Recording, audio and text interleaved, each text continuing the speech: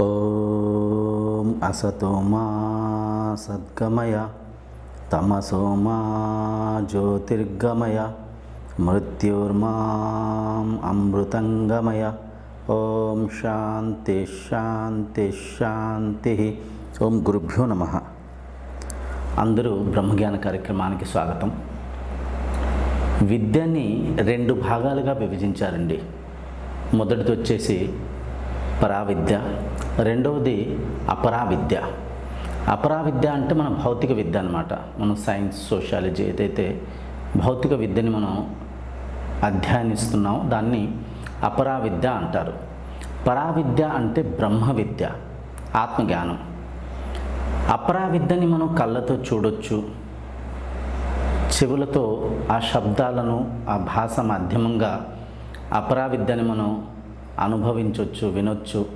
అంటే ఇంద్రియాల మాధ్యమంగా అపరావిద్యని మనం అనుభవించవచ్చు.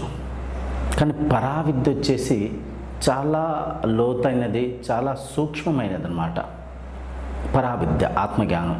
ఆత్మజ్ఞానాన్ని అధికాంశ మంది, అంటే చాలా ఎక్కువ మంది దాన్ని గ్రహించలేకపోతుంటారు అన్నమాట, అర్థం చేసుకోలేకపోతుంటారు. కాబట్టి ఆత్మజ్ఞానాన్ని నేర్చుకోవడానికి మనలో చాలా చురుకైనటువంటి మనస్థితి, మనసులో ఏకాగ్రత, మన ఇంద్రియాలు మన వశంలో ఉంటేనే మనం ఈ అమూల్య విద్యని నేర్చుకోగలం. ఈ అమూల్య విద్య మాధ్యమంగా మనం మన యొక్క ఆత్మతత్వాన్ని తెలుసుకోగలం. ఆత్మ సాక్షాత్కారం సంభవిస్తుందన్నమాట. కాబట్టి పరావిద్య చాలా సూక్ష్మమైంది. కాబట్టి మనం ఈరోజు ఒక కథ మాధ్యమంగా ఆత్మ ఏమిటి, ఆత్మ ఎందుకు కనబడదు, ఆత్మ మనలో ఉంది, ఆత్మ మనలో ఉంటూనే మనం దాన్ని ఎందుకు చూడలేకపోతున్నాం, ఇంద్రియాల మాధ్యమంగా మనం ఆత్మని ఎందుకు అనుభవించలేం అనే చాలా గాంభీర్యమైనటువంటి విషయాన్ని మనం ఈరోజు చర్చించబోతున్నాం. ఈ సంపూర్ణ చర్చని జాగ్రత్తగా మీరు వింటే మీరు మన శాస్త్రాల యొక్క సారాంశాన్ని అర్థం చేసుకోగలరు. ఉపనిషద్, వేదాలు, మన భగవద్గీత, మన పలు రకాల శాస్త్రాల యొక్క సారాంశాన్ని మన యొక్క కథ మాధ్యమంగా తెలుసుకోగలం. కాబట్టి చాలా జాగ్రత్తగా ఈ కథని వినండి. కథ ఈ విధంగా ఉంటుందన్నమాట. ఒక చాలా పెద్ద సముద్రం ఉంటుంది. సముద్రాన్ని పెద్ద సముద్రం అనడం కూడా అతిశయోక్తి అవుతుంది. ఒక సముద్రం ఉంటుంది. ఆ సముద్రంలో చాలా అలలు ఉంటాయి, పెద్ద అలలు, చిన్న అలలు. ఆ సముద్రంలో చాలా నీటి బుడగలు ఉంటాయండి. నీటి బుడగలు, వాటర్ బబుల్స్, చాలా బుడగలు ఉంటాయి. సముద్రంలో చాలా బుడగలు ఉంటాయి అన్నమాట. ఆ బుడగల్లో ఒక బుడగకి మనసులో ఒక సందేహం పుడుతుంది. ఒక నీటి బుడగ తన దగ్గరలో ఉన్నటువంటి బుడగల్ని తన వాళ్ళుగా భావిస్తుందన్నమాట. ఆ బుడగకి కొంచెం దూరంగా ఉన్న బుడగల్ని పరాయి వాళ్ళగా భావిస్తుంది. ఈ విధమైనటువంటి మానసిక వృత్తి ఆ బుడగలో పుడుతుందన్నమాట. తనకు దగ్గరలో ఉన్న బుడగల్ని తన మిత్రులుగా, తన ఆత్మీయులుగా భావిస్తుంది. తనకంటే కొంచెం దూరంలో ఉన్న బుడగల్ని పరాయి వాళ్ళగా భావించి భేదభావం చేస్తుందన్నమాట. ఈ భేదభావం యొక్క ప్రభావం మిగతా బుడగల మీద కూడా పడుతుంది. ఇదంతా మనకి తెలుసు. మనల్ని ఎవరైతే సన్మానిస్తారో, మనతో ఎవరైతే మంచిగా మాట్లాడతారో దాని ప్రతిఫలం స్వరూపంగా మనం కూడా వాళ్ళని మనం సన్మానిస్తాం, మంచిగా మనం కూడా మాట్లాడతాం. మనల్ని ఎవరన్నా తిడితే, మనల్ని ఎవరన్నా చులకనగా చూస్తే మనం వాళ్ళని పట్టించుకోమన్నమాట. మనం వాళ్ళ నుంచి దూరంగా ఉండడానికి ప్రయత్నిస్తాం. మన వ్యవహారంలో కూడా ఆ చులకన తత్వం మనలో కూడా అలాంటి వ్యవహారంలో పుడుతుంది. ఇది మనసు యొక్క స్వభావం అన్నమాట. కాబట్టి ఈ బుడగ తన దగ్గర ఉన్నటువంటి బుడగల్ని ప్రేమించి తనకి దూరంగా ఉన్న బుడగల్ని ద్వేషించడం వల్ల ఆ దూరంగా ఉన్నటువంటి బుడగలు అవి కూడా ఈ బుడగతో పాటు ఉన్నటువంటి మిగతా బుడగల్ని ద్వేషిస్తాయన్నమాట. ఆ విధంగా ఆ సముద్రంలో బుడగల మధ్యలో రాగద్వేషాలు పుడతాయండి. రాగద్వేషాలు. రాగం అంటే ప్రేమించటం, ఆప్యాయించడం, ఆత్మీయత అనగలం. ద్వేషం అంటే మనం ద్వేషించడం అన్నమాట, కోపగించుకోవడం. అయితే ఆ విధంగా ఆ సముద్రంలో రాగద్వేషాలు ఉత్పన్నమవుతాయి. దాంతోపాటు ఏమవుతుందంటే బుడగలు తమ సురక్షితం కోసం తమ చుట్టూరు కొన్ని ప్రహరీ గోడలు కట్టుకుంటాయండి. ప్రహరీ గోడలు అంటే సరిహద్దుల్ని నిర్మించుకుంటాయి. బుడగల మధ్యలో సరిహద్దులు నిర్మాణం అవుతాయన్నమాట. సముద్రం అంతా కలిసి ఉండేది. హాయిగా ప్రత్యేక బుడగ ఒకరితో ఒకళ్ళు ఆప్యాయంగా ఆనందంగా కలిసిమెలిసి ఉన్నటువంటి ఆ సముద్రంలో పలు రకాల సరిహద్దులు నిర్మాణం అవుతుంది. ఈ సరిహద్దుల్ని నిర్మించి బుడగల మధ్య ద్వేషం పెరిగి, పగ పెరిగి, ప్రతిశోధ భావన పెరిగి రోజు రోజుకి అశాంతి పెరుగుతుందన్నమాట. బుడగల్లో భయం కూడా పెరుగుతుంది. ప్రశాంతంగా ఉన్నటువంటి ఆ సముద్రం చిన్నాభిన్నమైపోతుంది, అశాంతిగా మారిపోతుంది. బుడగలు వాటి చుట్టూ ప్రహరీ గోడలు అంటే సరిహద్దుల్ని నిర్మించిన తర్వాత కూడా వాళ్ళ మనసులో ఒక సందేహం పుడుతుందన్నమాట. ఈ సరిహద్దును కూడా దాటి ఎవరైనా రావచ్చు కదా, అప్పుడు మన పరిస్థితి ఏంది, అప్పుడు మనం మనల్ని ఎలా రక్షించుకోవాలి అనే భావనతో ఆ బుడగలు ఏం చేస్తాయంటే కొన్ని ఆయుధాలని నిర్మిస్తాయన్నమాట. ఒక కత్తిని, ఒక ఖడ్గాన్ని, ఒక గొడ్డలిని, ఒక తుపాకిని, ఒక తూటాని, ఒక అణుబాంబుని, చిన్న చిన్నగా శస్త్రాలను నిర్మిస్తూ తమ యొక్క సురక్ష అంటే తమ యొక్క రక్షణ కోసం అవి ప్రయత్నిస్తాయన్నమాట. మనందరికీ తెలిసింది, మనం మనుషులం ఒక మనిషి ఏదైనా ఆవిష్కరిస్తే అలాంటి వస్తు పదార్థాన్ని వేరే మనుషులు కూడా ఆవిష్కరించి వాళ్ళ యొక్క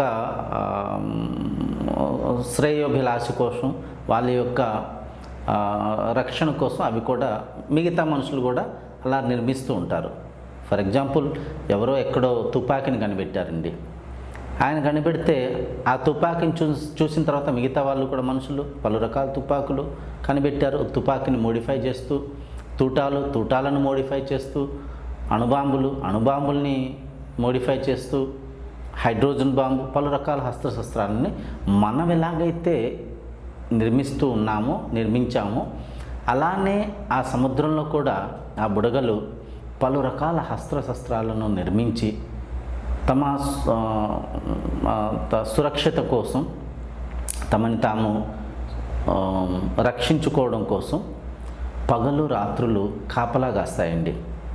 ఆ సరిహద్దుల్లో నిద్రాహారాలను త్యాగం చేసి, అంటే నిద్రని తిండిని త్యాగం చేసి ఏకాగ్రతతో ఆ సరిహద్దుల్లో అవి నించొని కాపలా కాస్తాయన్నమాట.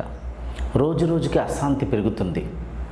ప్రశాంతంగా హాయిగా గడుపుతున్నటువంటి ఆ జీవితం రోజు రోజుకి మనసులో భయం పెరుగుతుంది, దడ పెరుగుతుంది, ఏదో తెలియని ఆందోళన, మనసులో ఏదో కోపం, ఏదో ద్వేషాభావం, మనసు అశాంతిగా అందరిది మారిపోతుందన్నమాట.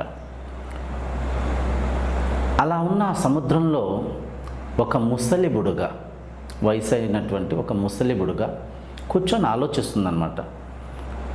ఏమిటి పరిస్థితి? మనం భౌతికంగా చాలా అభివృద్ధి చెందుతున్నాం. రోజు రోజుకి ఈ సముద్రంలో మన దగ్గర అంత భౌతిక వస్తు పదార్థాలు ఉండేది కాదు. రోజు రోజుకి మనం భౌతికంగా అభివృద్ధి చెందుతున్నాం. మన దగ్గర ఈరోజు ఐఫోన్ ఉంది, కంప్యూటర్ ఉంది, ఏరోప్లేన్ ఉంది, పలు రకాల సదుపాయాలు ఉన్నాయి. కానీ రోజు రోజుకి మనలో అశాంతి కూడా పెరుగుతుంది, ఆందోళన కూడా పెరుగుతుంది. మనసులో ఏదో తెలియని దడ, భయం, మనసులో ఏదో క్షోభ ప్రతిరోజు పెరుగుతుంది. దీనికి కారణం ఏందా అని చెప్పేసి ఆ బుడగ మనసులో ఆలోచిస్తూ ఒక సంకల్పం చేస్తుందండి. కూర్చొని ఒక సంకల్పం చేసి రోజు రోజుకి మన ఈ బుడగ సమాజంలో భయ ఆందోళనలు పెరగడానికి కారణం ఏందో నేను కనుక్కొనే తిరుతాను, కనుక్కొనిదే నేను అన్నపానీయాలను ముట్టను అని చెప్పేసి ఒక సంకల్పం చేస్తుంది. ఒక ఏకాంత ప్రదేశానికి వెళ్ళి ఆ బుడగ కూర్చొని తనను తాను అధ్యయిస్తుందనమాట. అధ్యయించడం అంటే చదువుతుంది. మనస్సుని, శరీరాన్ని, తన భావనలను, తన భావనల వెనకాల ఉన్నటువంటి ఆ శక్తిని చిన్న చిన్నగా బుడగ కూర్చొని ఏకాంత ప్రదేశంలో తపస్సు చేస్తుందన్నమాట. చాలా రోజులు ఆ బుడగ తపస్సు చేసిన తర్వాత తపస్సులో నిమగ్నమై ఒక చిన్న చల్ల గాలి వస్తుందన్నమాట. ఆ గాలికి ఆ బుడగ పగిలిపోతుంది. ఆ బుడగ పగిలిపోయి పెద్ద పెద్దగా నవ్వుతుందన్నమాట. అని చెప్పి పెద్ద పెద్దగా నవ్వుతుంది. నవ్వుతూ ఒక విషయాన్ని గ్రహిస్తుందండి, ఒక విషయాన్ని కనుక్కుంటుంది, ఒక విషయాన్ని తెలుసుకుంటుందన్నమాట. అరే, నేను బుడగని కాను, నేను నీళ్ళని, నేను సీమిత ఒక శరీరాన్ని కాను, నేను సముద్రాన్ని, నేను ప్రత్యేక బుడగలో ఉన్నాను, నేను బుడగని కాను, నేను నీళ్ళని అని చెప్పేసి ఆ బుడగ తన తత్వాన్ని కనుక్కుంటుందన్నమాట. యాక్చువల్లీ మనం చూస్తే బుడగ ఏమిటండి, నీళ్ళు ఒక ఆకారం తీసుకుందన్నమాట. ఒక ఆకారం, పెద్ద ఆకారం, చిన్న ఆకారం, పలు రకాల ఆకారం. ఒక పెద్ద అలలో కూడా ఆ నీళ్ళే ఉన్నాయి, చిన్న అలలో కూడా అదే నీళ్ళు ఉన్నాయి. ఒక పెద్ద బుడగలో, చిన్న బుడగలో, నురగలో, ప్రత్యేక నీటి బిందువులో ఆ నీళ్ళే ఉన్నాయి కదండి. కాబట్టి ఆ ముసలి బుడగ చాలా రోజులు తపస్సు చేసి తనను తాను కనుక్కుంటుందన్నమాట. నేను బుడగని కాను, నేను నీళ్ళని, నీటిని, నేను సీమితమైనటువంటి ఒక ఆకృతిని, ఆకారాన్ని కాను, నేను ఈ విశాల సముద్రాన్ని, ప్రత్యేక బుడకలో, ప్రత్యేక అలలో, ప్రత్యేక సముద్రపు నీటి బిందువులో నేనే ఉన్నాను. ఈ విషయాన్ని కనుక్కొని ఆ బుడగ మిగతా బుడగల దగ్గరికి వెళ్ళి తన ఈ అనుభవాన్ని చెప్తుందన్నమాట. వాళ్ళకి బాగా వ్యాఖ్యానించి చెప్తుంది. మీరు చూడండి, మనమంతా ఒక్కటే. మనం మన స్వరూపంలో, అజ్ఞానతలో మనం మన స్వరూపాన్ని మర్చిపోయాం అన్నమాట. మనం మన స్వరూపాన్ని, ఈ రూపాన్ని మన స్వరూపంగా భావిస్తున్నాం. మన ఆకార ఆకృతిని, మన రంగు రూపాలని, మన ఈ శరీరాన్ని మనం మన స్వరూపంగా భావిస్తున్నాం. కానీ శరీరాన్ని బాగా పరిశీలిస్తే ఈ శరీరం పంచభూతాలతో నిర్మాణమైంది. బుడగ దాని భాషలో అలా చెప్తుందనమాట. ఈ శరీరం మనం కాదండి. ఈ శరీరం లోపల, ఈ బుడగ లాంటి ఏ ఆకృతి లోపల ఏ నీళ్ళైతే ఉందో ఆ నీటి తత్వం మనందరిలో ఉంది. మనం అంతా ఒక్కటేనండి. మనం అవిద్యలో, జ్ఞానం లేక మనం ఒకరిని ఒకళ్ళు ద్వేషించుకుంటున్నామే తప్ప మనమంతా ఒక్కటేనండి. మనమంతా ఒకే పరివారం. మనలో ఇంటర్నల్లీ మనలో ఒక ఐక్యత ఉంది, మనలో ఒక కనెక్టివిటీ ఉంది. మనమంతా ఒక్కటేనండి అని చెప్పేసి ఆ నీటి తత్వాన్ని ప్రత్యేక బుడగకి బోధిస్తుందన్నమాట. బోధించిన తర్వాత చిన్న చిన్నగా బుడగలన్నీ అర్థం చేసుకుంటాయి. వాటి వివేకం పుడుతుందన్నమాట. అర్థం చేసుకొని అవి నిర్మించుకున్నటువంటి పలు రకాలైనటువంటి ఆనకట్టలను, అంటే ఆ ప్రహరీ గోడలను, సరిహద్దులను పగలగొట్టేసి బుడగ సమాజం అంతా ఏకమైపోతుంది. ముందులాగా కలిసిమెలిసి ఒకళ్ళకొకళ్ళు సహాయం చేసుకుంటూ, ఒకరి బాధను ఇంకొకళ్ళు అర్థం చేసుకుంటూ ప్రశాంతంగా ముందులాగా అవి బుడగలు మళ్ళీ జీవిస్తాయన్నమాట.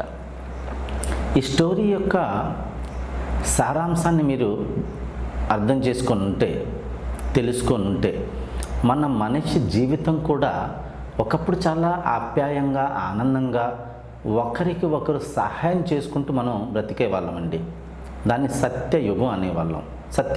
సత్యయుగంలో మనకందరికీ తెలుసు, ఒకరింట్లో కూరగాయలు ఎక్కువగా పండితే వాళ్ళకు అవసరమైనంత వాళ్ళు తినేసి, వాళ్ళు వాడుకొని మిగిలింది వాళ్ళు ఇంటి ముందు పెట్టేసేవాళ్ళు. ఎవరికైనా అవసరం ఉంటే వాళ్ళు వాడుకునేవాళ్ళు. ధాన్యం ఎక్కువగా పండిస్తే వాళ్ళకు అవసరమైనంత వాళ్ళు ఉంచుకొని మిగతాది వాళ్ళ ఇంటి ముందు పెట్టేవాళ్ళు, అలా పెట్టేవాళ్ళు అనమాట. డబ్బు ఉండేది కాదు, ఒక ధనం లాంటిది అంటే ఒక మాయ ఉండేది కాదు.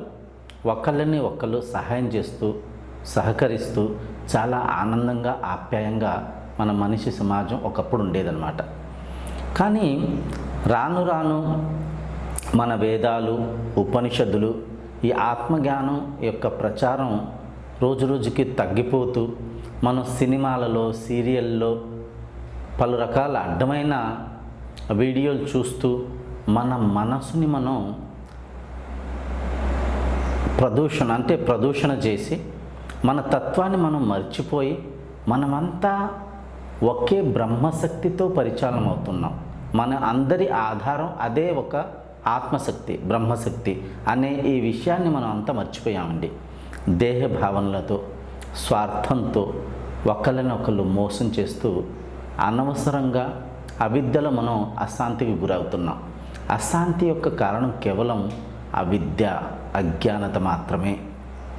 కాబట్టి మీరు సాధన మార్గానికి వచ్చి చిన్నగా మీరు ఈ స్థూల శరీరాన్ని పరిశీలించి, దాని తర్వాత సూక్ష్మ శరీరాన్ని పరిశీలించి, దాని తర్వాత కారణ శరీరాన్ని పరిశీలించి, దాని తర్వాత ఆత్మశక్తిని ఎప్పుడైతే మీరు తెలుసుకుంటారో, మీరు ధారణ చేసి ధ్యానస్థులై సమాధి స్థితికి వెళ్ళి మనసు యొక్క 4వ స్థితి తురియ స్థితికి వెళ్ళి ఎప్పుడైతే మీరు సొంత తత్వాన్ని ఆత్మ సాక్షాత్కారం మాధ్యమంగా సొంత ఆత్మతత్వాన్ని ఎప్పుడైతే మీరు అనుభవిస్తారో, తెలుసుకుంటారో, ఆ స్థితిలో మీరు ఈ ఐక్యతని, ఈ ప్రకృతి యొక్క ఈ ఏకతని మీరు గమనించగలరు, గుర్తించగలరు.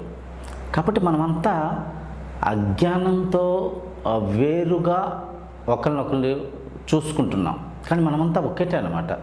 ఎలానైతే ఇంతకుముందు మనం కథలో నేర్చుకున్నాం, ప్రత్యేక బుడగ యొక్క ఆధారం వచ్చేసి నీళ్ళు అన్నమాట. నీళ్ళు తత్వంలో ఒక్కటే. నీరు పలు రకాల ఆకార ఆకృతిని తీసుకొని ఒక లీలని ఆడ రచించి అవిద్యలో ఆ నీటి బుడగలు అవన్నీ ఒక్కటే, ఒకే తత్వాన్ని ధరించి ఒకే ఆధారాన్ని వాళ్ళు గ్రహించి ధరించి ఒకే సముద్రంలో ఉన్నప్పటికీ అజ్ఞానంతో భేదభావాలు చేసి అనవసరంగా అశాంతికి గురయ్యారన్నమాట.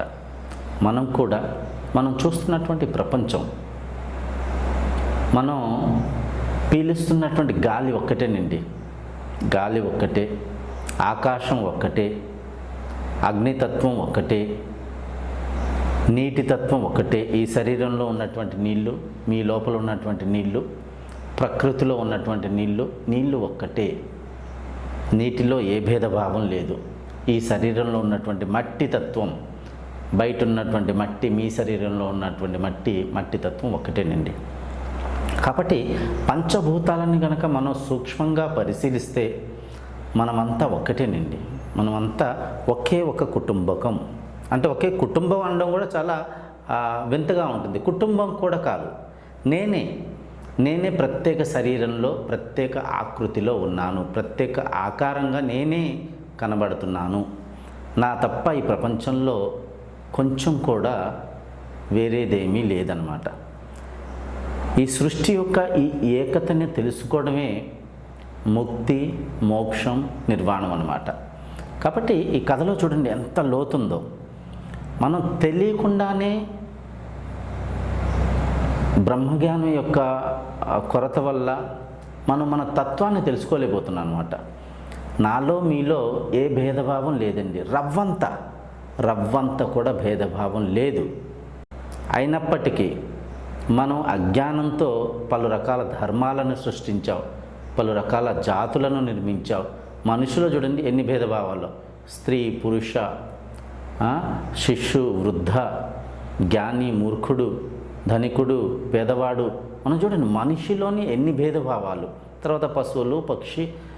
కానీ ఇక్కడ శాస్త్రం ఏమంటుందంటే మనమంతా ఒక్కటే.